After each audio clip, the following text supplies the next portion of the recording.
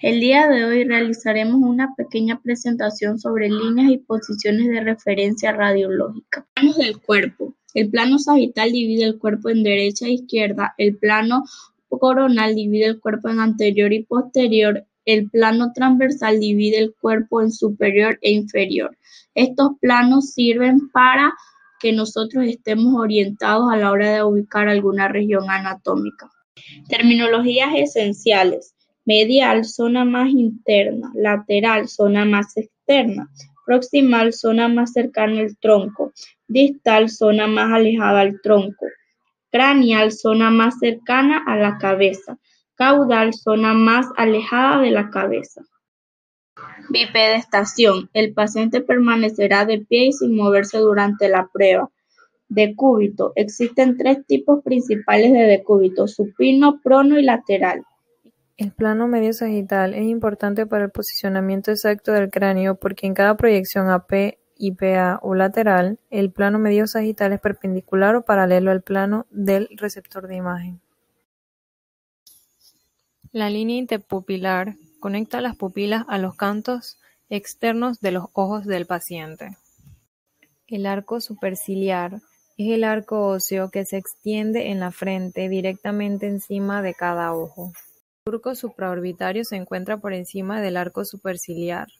La glabela, área ligeramente elevada y superior a las cejas. El nasion se localiza en la unión entre los dos huesos propios de la nariz y el hueso frontal. El acantion es el punto donde se une la nariz y el labio superior. El ángulo ogonion hace referencia al ángulo posterior inferior a cada lado de la mandíbula o maxilar inferior. El mentón es el área plana triangular que se proyecta hacia adelante en los seres humanos. Las partes de la oreja que pueden utilizarse como marcas de posicionamiento son el pabellón auditivo y el trago, porción menor cartilaginosa que cubre la entrada de la oreja. La unión de los párpados superior e inferior se denominan cantos. El canto interno se encuentra donde los párpados se encuentran cerca de la nariz. La unión más lateral de los párpados se denomina canto externo. El margen superior de la órbita ósea del ojo se denomina margen supraorbitario y el margen inferior margen infraorbitario. Las líneas de referencia del cráneo están formadas por la conexión de determinadas marcas faciales con el punto medio del conducto auditivo externo.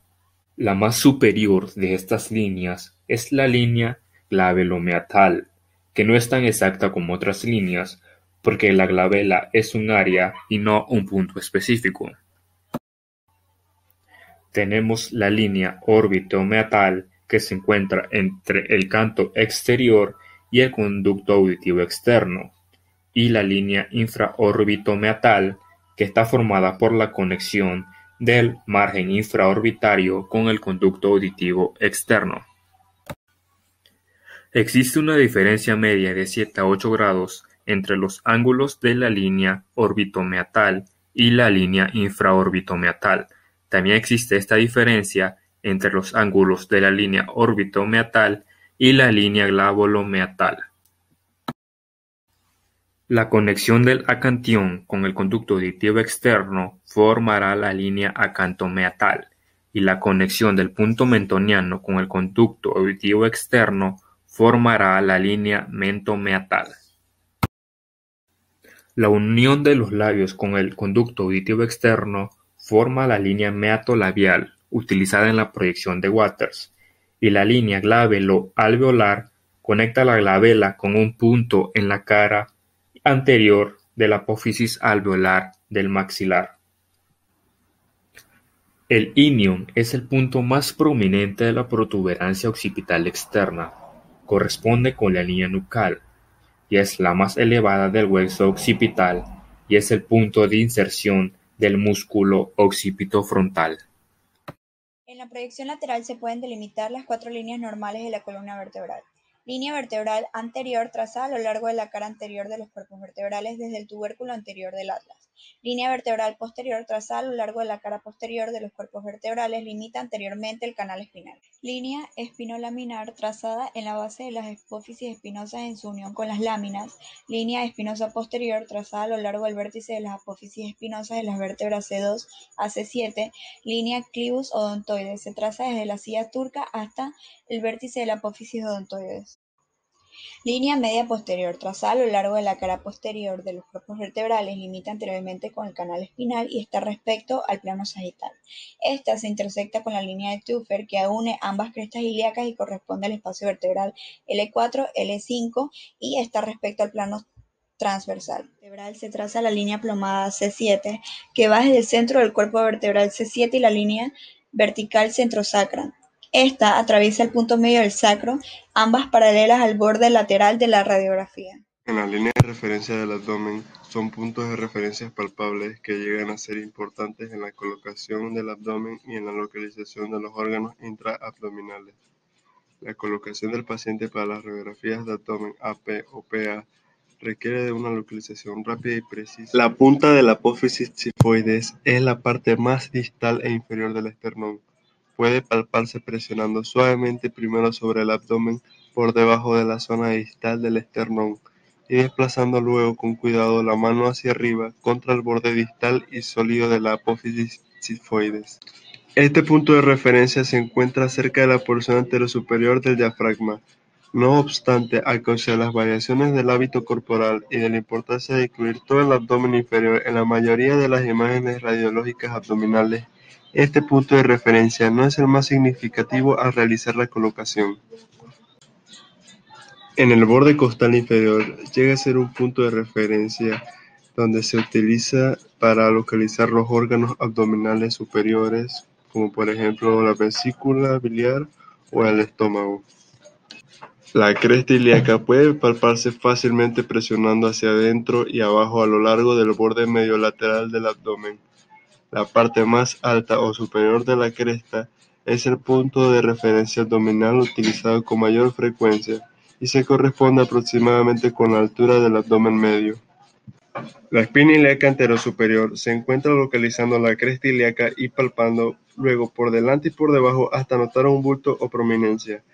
Este lugar de referencia se emplea a menudo para la colocación de las estructuras pélvicas y vertebrales, pero también puede utilizarse como punto de referencia secundario para la colocación general del abdomen. Esta línea de referencia se palpa fácilmente en los pacientes delgados. Por regla general se requiere una palpación suave pero firme, aunque este punto de referencia no es tan preciso como en otros puntos de referencia ósea, puede ser utilizado como punto de referencia secundario para la colocación del abdomen. La sínfisis del pubis es la unión anterior de los dos huesos pélvicos y cuando el paciente se encuentra en decúbito supino, puede palparse la porción más anterosuperior del pubis. Este punto de referencia se corresponde con el borde inferior del abdomen. No obstante, la palpación de esta zona puede resultar embarazosa para algunos pacientes. Puede utilizarse para determinar el borde inferior en una proyección PA del abdomen cuando el paciente está en decúbito prono. También este punto de referencia puede ser usado para colocar una proyección PA de colon cuando se incluye la zona rectal, pero este suele ser más embarazoso y molesto para el paciente, por lo que es preferible usar otro punto de referencia. El abdomen tiene 4 líneas de referencia como la región de cada lado correspondiendo a la línea clavicular media, derecha e izquierda respectivamente, que parten de la línea clavicular media cefálicamente hasta el ligamento inguinal de manera inferior. Y también cuando se extiende hacia abajo, llega al punto inguinal medio y a medio camino entre la sínfisis del pubis y la espina ilíaca anterosuperior. Existen dos líneas transversales del abdomen. Línea subcostal, que pasa por el borde inferior de las costillas, también se llama línea transpilórica, a medio camino entre la escotadura yugular y la parte superior de la sínfisis del pubis. La siguiente línea horizontal es la línea transversa inferior o línea intertubercular.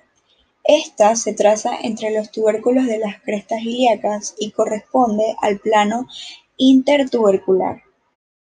Plano a nivel de la línea transversal inferior entre la línea transversal superior y el borde superior de la sínfisis púbica.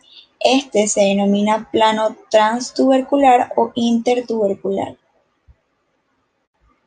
Se denomina de esta forma ya que prácticamente corresponde a la que pasa a través de las tuberosidades iliadas.